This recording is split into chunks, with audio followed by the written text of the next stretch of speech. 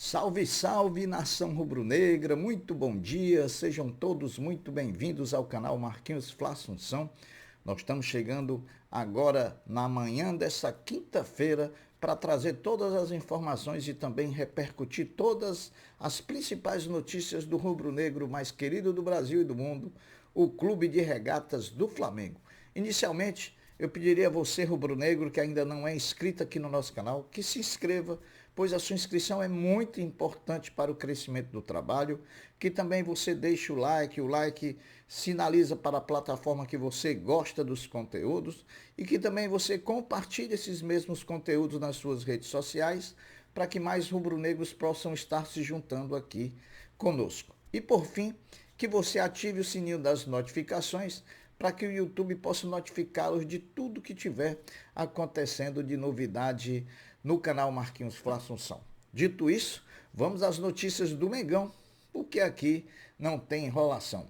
Depois dos 3 dias de folga e também da goleada sobre o Vasco da Gama por 6-1, o elenco do Flamengo se representa hoje, à tarde no CT Ninho do Urubu, onde inicia assim a preparação para a partida contra o Grêmio no Maracanã, no dia 13, daqui a uma semana, na próxima quinta-feira, no Maracanã, jogo da 8ª rodada do Campeonato Brasileiro.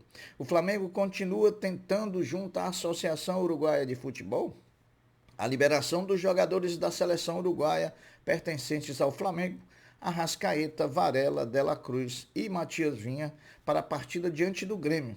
As partes conversam para o melhor entendimento, porém os dois lados estão inflexíveis. Eu, na minha opinião, acho que dificilmente o Uruguai, vésperas de disputar uma Copa América, vai abrir mão dos jogadores que pertencem ao Flamengo. Além dos uruguaios, o Flamengo não terá diante do Grêmio Eric Pulgar, cedido à seleção chilena, Ayrton Lucas e Alan com lesões musculares e, em relação ao zagueiro Léo Pereira, existe a expectativa de sua volta nessa partida contra o Grêmio, inclusive há uma grande expectativa para que ele já possa hoje, na representação do time, estar novamente junto com o restante do grupo, treinando normalmente. O atacante Pedro, a cada semana se consolida como o principal artilheiro do Brasil na temporada de 2024. Ao todo, o artilheiro rubro-negro já marcou 21 gols nessa temporada, sendo seguido de perto por Nicolas do Paysandu com 18 e também por Júnior Santos do Botafogo e Anselmo Ramon do CRB, cada um com 17 gols. Os 21 gols do Pedro na temporada de 2024 estão distribuídos da seguinte maneira: no Campeonato Carioca ele marcou 11 gols, na Libertadores marcou 5 gols, no Campeonato Brasileiro já marcou 3 gols e na Copa do Brasil 2 gols. Então tá aí a divisão de gols do Pedro nessa temporada, um total de 21 gols. Gabriel Barbosa, o Gabigol, viajou ontem, quarta-feira, para Zurique, na Suíça, onde participará de forma presencial no julgamento do mérito, no caso em tela.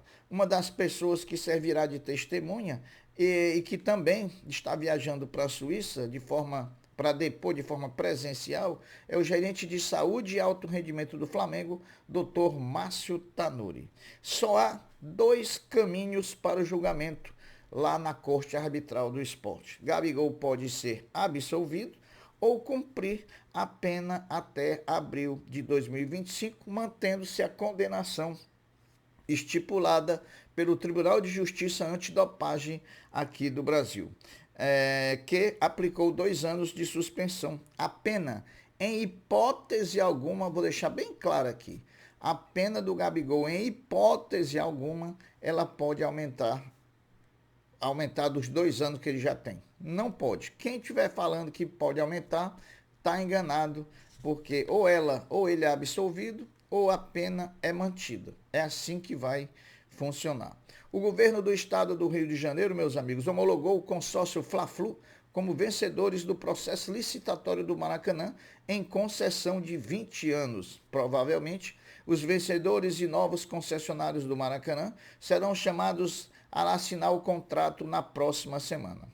O Flamengo finalizou a venda de 60% dos direitos econômicos do centroavante André ao Estrela Amadora de Portugal por 500 mil euros, aproximadamente, quase 3 milhões de reais. O Flamengo ainda ficará com 32% dos direitos econômicos do atleta e caberá ao América do Rio de Janeiro, clube em que André defendia antes de chegar ao Flamengo, o restante do percentual, no caso 8%.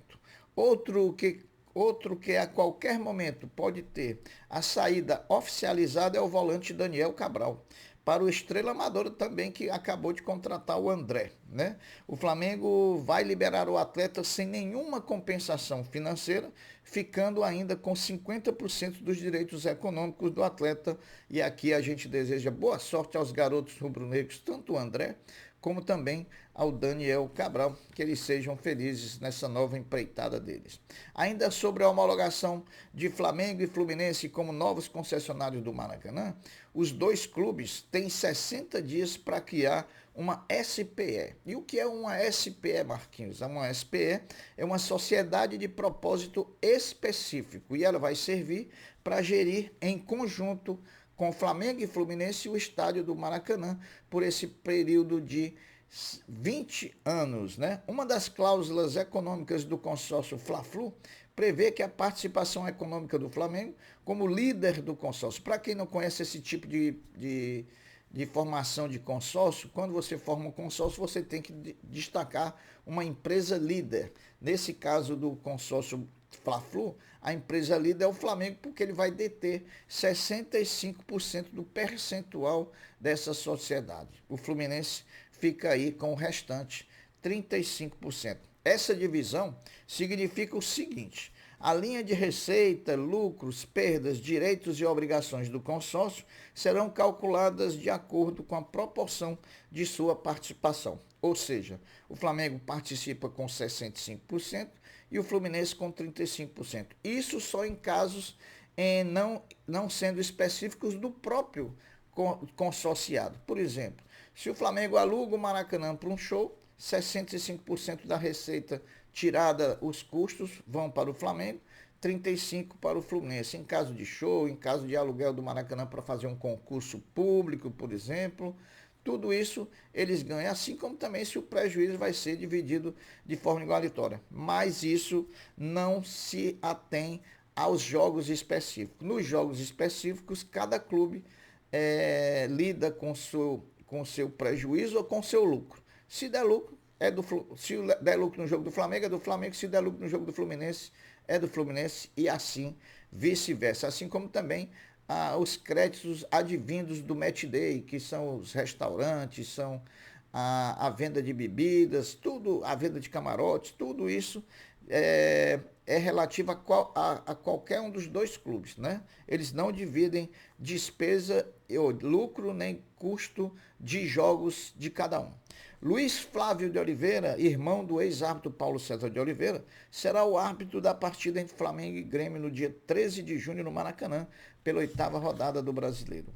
Com informação publicada primeiramente pelo jornalista Lauro Jardim de O Globo, um jornalista muito bem conceituado, que tem fontes muito seguras, o presidente Rodolfo Landim aproveitou a viagem a Londres, onde foi assistir a final da Champions League, e juntamente foi com ele Gustavo Oliveira, VP de Comunicação e Marketing, Luiz Eduardo Batista, presidente do Conselho de Administração, Rodrigo Dunst de Abranches, vice-presidente geral e jurídico do Flamengo, e Rodrigo Tosti, o VP de Finanças do Flamengo, todos estavam lá para assistir a final da Champions League. E o Landim aproveitou para se reunir com a alta cúpula da Allianz para discutir uma parceria para a construção do estádio do Flamengo no terreno do gasômetro na zona portuária do Rio de Janeiro, que o clube negocia com a Caixa Econômica, que se comprometeu a dar os valores do terreno e até agora não deu. Mas o Flamengo está bem otimista em relação a essa situação. A ideia que o Flamengo foi tratar junto com a Allianz é que a seguradora alemã invista em torno de R$1 bilhão em troca do name rights lá do estádio por um período de 25 anos. Dentre os nomes sugeridos, um é o favorito, caso o negócio se concentre Allianz Fla Arena. Isso é muito relativo a esse negócio de favoritismo. Na verdade, quem detém o direito é quem vai botar 1 bilhão de reais dentro desse negócio. Aí é que eu sei quem é que vai escolher o nome, né? Hoje, meus amigos, quinta-feira, é dia do Mengão igualar a série de partidas finais contra o Franca pelas finais do NBB 2023-2024. Franca e Flamengo jogam às 19 horas lá em Franca, no ginásio Pedrocão, com transmissão do Sport TV e também da ESPN. O Flamengo precisa, nesses dois jogos que fará em Franca, o segundo e o terceiro da decisão, ganhar pelo menos um para poder trazer para o Rio de Janeiro a final. Afinal de contas, o quarto jogo e o quinto jogo, se precisar acontecer, serão realizados no Maracanãzinho, no Rio de Janeiro. O Flamengo, mais uma vez, foi multado pela Conmebol na última terça-feira por infrações da torcida do próprio Flamengo, na goleada por 4-0 diante do Bolívar no Maracanã.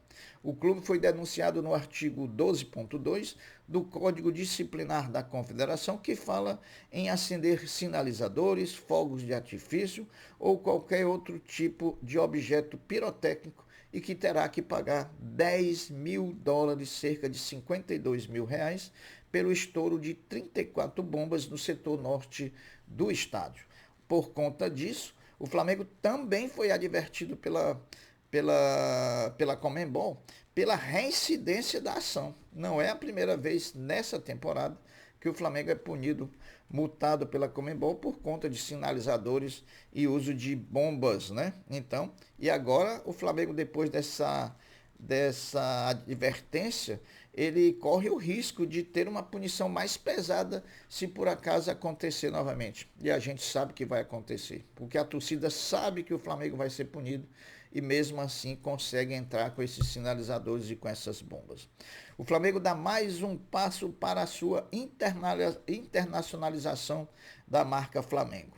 O plano de tornar e expandir mundialmente mais forte o nome do clube e tem um caminho definido já. A cidade de Orlando, nos Estados Unidos. O projeto irá começar agora no mês de julho, realizando a implementação dos famosos camps. E o que seriam os camps? Os camps são como se fosse uma peneira esportiva em um determinado tempo, né? E por que foi escolhido Orlando? Por conta da presença de muitos brasileiros morando naquela região dos Estados Unidos. A gente deseja boa sorte ao Mengão nessa empreitada de tornar o nome do Flamengo cada vez mais conhecido além do Rio de Janeiro e principalmente do Brasil.